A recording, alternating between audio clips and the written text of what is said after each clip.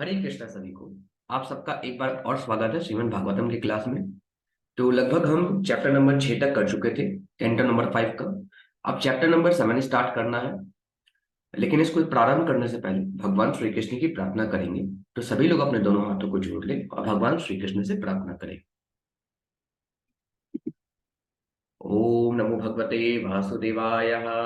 जन्माद्यस्य यतो अन्वयादितरश्चार्थसविघ्नस्वराट् तेने ब्रह्महृदायादि कवये मुह्यन्ते तत्सूर्याः तेजो वारिमृदां यथा विनिमयो यतति सर्गो मरीषा धाम्ना स्वेन सदा निरस्तकुहकं सत्यं परं धीमहि। नारायणं नमस्कृत्य नरं चैव नरोत्तमं देवीं सरस्वतीं व्यासं ततो जयमुदीरये। हरे कृष्णा कृष्णा कृष्णा हरे हरे, हरे राम राम हरे हरे, हरे कृष्णा। अब चैप्टर नंबर 7, राजा भरत का कार्यकलाप। इस अध्याय में संपूर्ण संसार के सम्राट राजा भरत महाराज के कार्यों का वर्णन हुआ है। भरत महाराज ने अनेक वैदिक यज्ञ किए और अनेक प्रकार की पूजा द्वारा परमेश्वर को प्रसन्न किया। कालांतर में गृह त्याग करके वे हरिद्वार में रहने लगे और भक्ति कार्यों में अपना समय बिताने लगे। अपने पिता ऋषभ देवी की आज्ञा से भरत महाराज ने विश्वरूप की पुत्री पंचजनी से विवाह किया। तत्पश्चात उन्होंने शांति पूर्वक सारे विश्व पर राज किया। पहले यह लोक अजनाब कहलाता था, किंतु भरत महाराज के शासन के बाद इसका नाम भारतवर्ष पड़ा। भारत महाराज को पंचजनी के गर्भ से 5 पुत्र रत्नों की प्राप्ति हुई, जिनके नाम सुमति, राष्ट्रभृत, सुदर्शन, आवरण तथा धूमकेतु रखे गए। भरत महाराज धर्म के पालन तथा अपने पिता के पद चिन्हों का अनुसरण करने में अत्यंत कठोर थे। फलतः उन्होंने अपनी प्रजा पर सुचारू रूप से शासन किया। परमेश्वर को तुष्ट करने के लिए अनेक यज्ञ संपन्न करने के कारण वे स्वयं अति संतुष्ट थे। अविचलित मन से वे भगवान वासुदेव की भक्ति बढ़ाते गए। वे नारद जैसे ऋषियों के सिद्धांतों को समझने में दक्ष थे और उनके पद चिन्हों का अनुसरण करते थे। वे भगवान वासुदेव को निरंतर हृदय में धारण करते थे। राज्यकाल कर चुकने के बाद उन्होंने अपने साम्राज्य को 5 पुत्रों में बांट दिया। फिर घर छोड़कर पुनः आश्रम आ गए, जहां वे जंगली वनस्पतियां तथा फल खाकर भगवान वासुदेव का पूजन प्रत्येक उपलब्ध वस्तु से करते थे। वासुदेव के प्रति भक्ति बढ़ जाने से वे अपने दिव्य आनंदमय जीवन का अनुभव स्वतः करने लगे।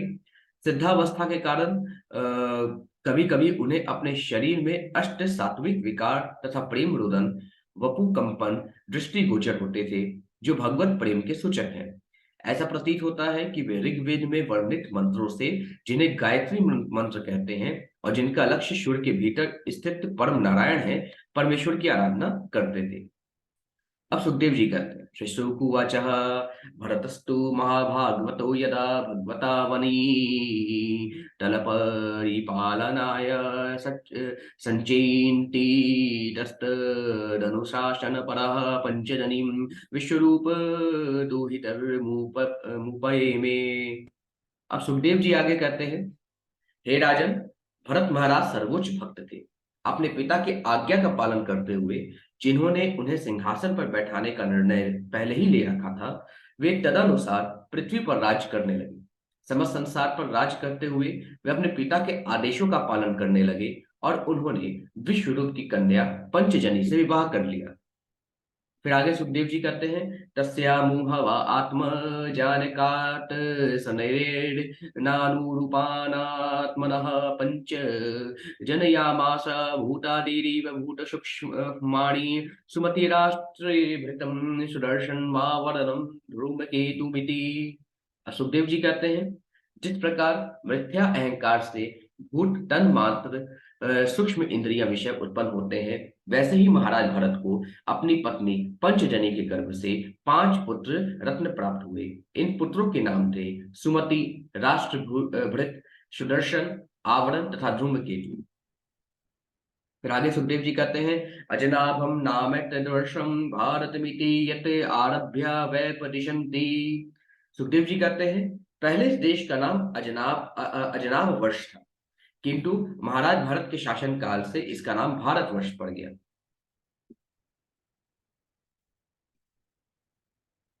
पहले ये देश का नाम राजा नाभि के शासन के कारण अजनाब कहलाता था। पहले भारत, जब भरत जी नहीं थे तो पहले ये भारतवर्ष नहीं कहलाता था, पहले अजनाब वर्ष कहलाता था। लेकिन भरत जी के शासन के बाद ये भूमि जो है भारतवर्ष कहलाई जाने लगी। फिर आगे सुखदेव जी कहते हैं, स बहुविन्महि पति पितरि पितामह वदुरु वत्सलतया सवे शवे कर्मणि वर्तमानः प्रजाः स्वधर्ममनु वर्तमानः पर्यपाल्यत। सुखदेव जी कहते हैं, भरत महाराज इस पृथ्वी पर अत्यंत ज्ञानी तथा अनुभवी राजा थे, जो स्वयं अपने कार्यों में संलग्न रहकर प्रजा पर अच्छी प्रकार से राज्य करते थे।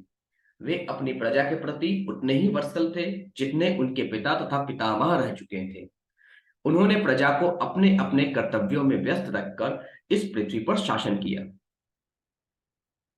फिर आगे सुखदेव जी कहते हैं, ऋजे च भगवंतम यज्ञ कर्तु रूपम कर्तुभिरुच चावचः श्रद्धया हर्ता अग्निहोत्र दर्शन पूर्णमाश चातु मार्सय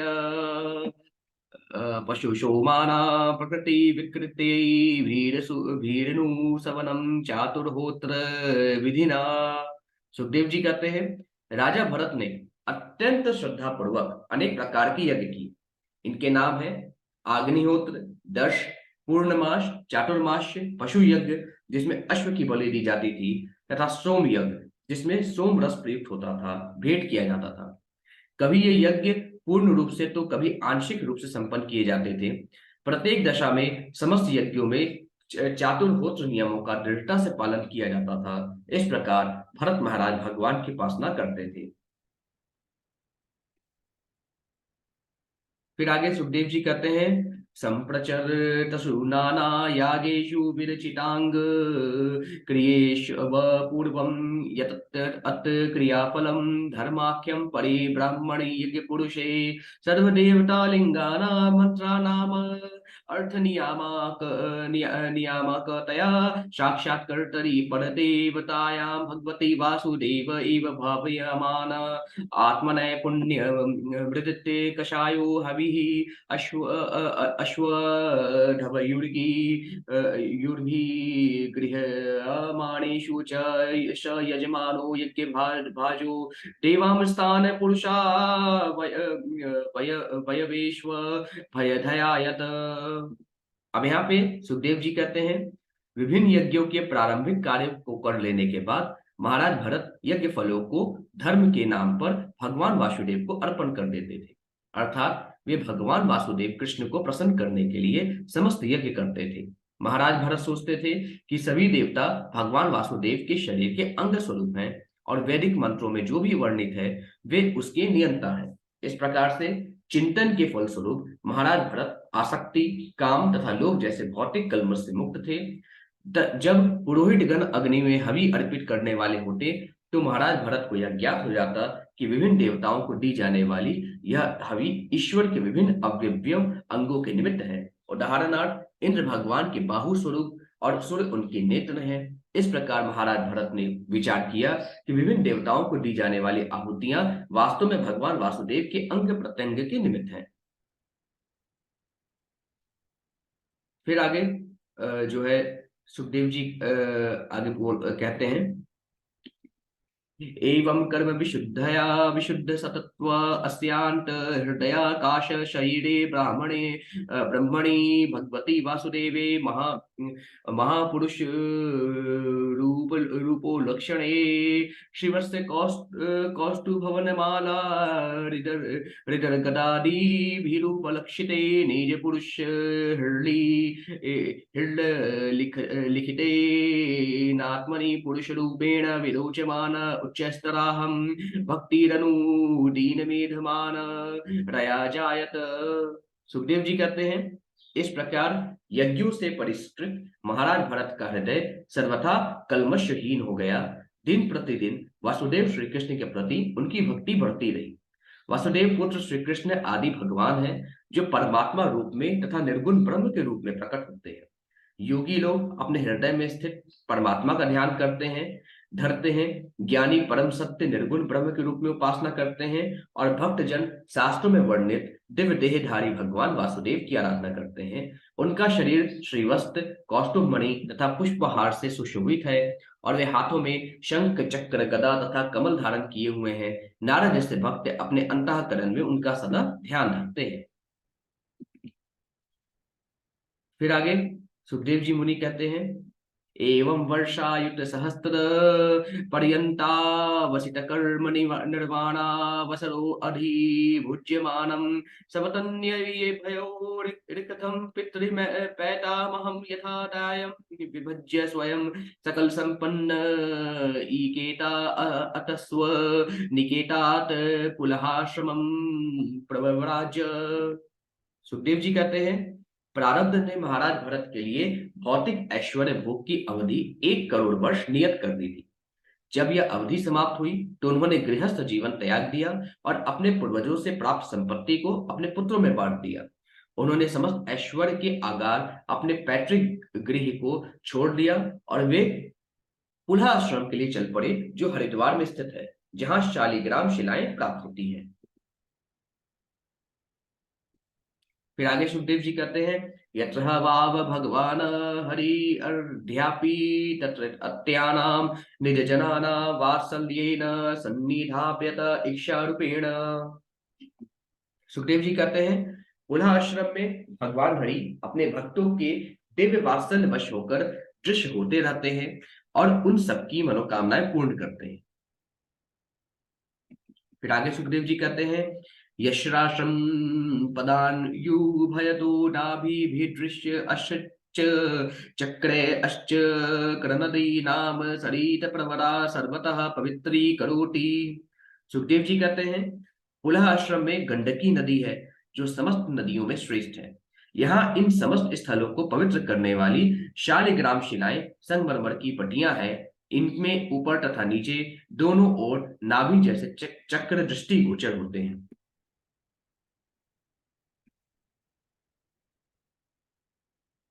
फिर आगे सुखदेव जी कहते हैं, तस्मिन् वाव किल स एकलः पुलहाश्रमो पवने विविध कुसुम किसलय तुलसीकाम बुभि कंदमूल फलोपहारश्च समीहमानो भगवत आराधनं विविक्त उपरत विषयाभिलाष उपभीतो पशमः पराप निवृत्ति मवापः। सुखदेव जी आगे कहते हैं, पुलह आश्रम के उपवन में महाराज भरत अकेले रहकर अनेक प्रकार के फूल, किसलय तथा तुलसी दल एकत्र करने लगे। वे गंडकी नदी का जल तथा विभिन्न प्रकार के मूल, फल तथा कंद भी एकत्रित करते थे। वे इन सब से पूर्ण पुरुषोत्तम भगवान वसुदेव को भोजन अर्पित करते और उनकी आराधना करते हुए संतुष्ट रहने लगे। इस प्रकार उनका हृदय अत्यंत निष्कलुष हो गया और उन्हें भौतिक सुख के लिए लोष मात्र भी इच्छा न रही। उनकी समस्त भौतिक कामनाएं दूर हो गई। इस स्थिर दशा में उन्हें परम संतोष हुआ और वे भक्ति में बने रहे। फिर आगे सुखदेव जी कहते हैं, तैथम विरत पुरुष परिचर्या भगवती प्रवधर्माना अनुराग भरत रूपट हृदय शैथिलय प्रहर्ष वेगेनात्म अन्युदी भैद्यमानरो मपूल ककुलक औटकंठया प्रवृत्त प्रणय प्रणय बाष्प निरुद्धा वलोक नयन एवं निजरमनारुण चरणारविंदानु ध्यान परिचेत भक्ति योगेन परिपलूत परमाह लाद गंभीर हृदय हृदावगाढ़ीशनस्तामपि क्रियमाणां भगवत सर्पयाम न ससमारा। अब सुखदेव जी मुनि कहते हैं, इस प्रकार सर्वश्रेष्ठ भक्त महाराज भरत ईश्वर की भक्ति में निरंतर लगे रहे। स्वाभाविक रूप से वासुदेव श्री कृष्ण के प्रति उनका प्रेम बढ़ता गया और अंततः उनका हृदय द्रवित हो उठा। फलतः धीरे धीरे समस्त विधि विधानों के प्रति उनकी आसक्ति जाती रही। उन्हें रोमांच होने लगा और आह्लाद के सभी शारीरिक लक्षण भाव प्रकट होने लगे। उनके नेत्रों में श्री अश्रुओं की अविरल धारा बहने लगी, जिससे वे कुछ भी देखने में असमर्थ हो गए। इस प्रकार वे निरंतर ईश्वर के अरुण चरणावृंद पर ध्यान लगाए रहते। उस समय उनका सरोवर के सदृश हृदय आनंद जल से पूरित हो गया। जब उनका मन इस सरोवर में निमग्न हो गया, तो वे नियम पूर्वक संपन्न की जाने वाली भागवत पूजा भी भूल गए। फिर आगे सुखदेव जी कहते हैं, इतम घृते भगवत व्रत एणे या जिन वाससानुसवाना विषेकार्ध कपीश कुटिल जटा जटा कलापेन च विरोचमानः सूर्य चा भगवन्तं हिरण्यं पुरुष मुज जिहाने सूर्यमंडले अभ्युपति अष्ट नेतदु होवाच। अब यहाँ पे जो है सुखदेव जी कहते हैं, महाराज भरत अत्यंत सुंदर लग रहे थे। उनके शीश पर घुंघरैले बालों की राशि थी, जो दिन में 3 बार स्नान करने से गीली थी। वे मृग चर्म धारण करते और स्वर्णिम तेजोमय शरीर तथा सूर्य के भीतर वास करने श्री नारायण की पूजा करते। वे ऋग्वेद की ऋचाओं का जप करते हुए भगवान नारायण की उपासना करते और सूर्योदय होते ही निम्नलिखित श्लोक का पाठ करते। फिर आगे सुखदेव जी कहते हैं, परोरजः सवितुजात वेदो देवस्य भर्गो मनसेदं जजाना सुरेट सातः पुनराविशय चष्टे हंसं गृधार्णाम निषद्री अंगीरामिमः। अब सुखदेव जी कहते हैं, पूर्ण पुरुषोत्तम भगवान शुद्ध सतत्व में स्थित हैं। वे संपूर्ण ब्रह्मांड को आलोकित करते हैं और अपने भक्तों को सभी वर देते हैं। ईश्वर ने अपने दिव्य तेज से इस ब्रह्मांड की सृष्टि की है। वे अपनी ही इच्छा से इस ब्रह्मांड में परमात्मा के रूप में प्रविष्ट हुए और अपनी विभिन्न शक्तियों से भौतिक सुख की इच्छा रखने वाले समस्त जीवों का पालन करते हैं।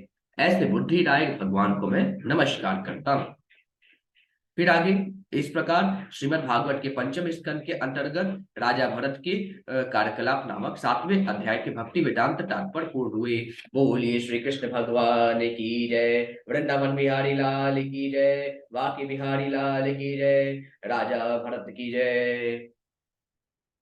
अब चैप्टर नंबर 8 भरत महाराज के चरित्र का वर्णन यह हम कल से करेंगे। आज के लिए बस इतना ही। सभी को हरे कृष्णा।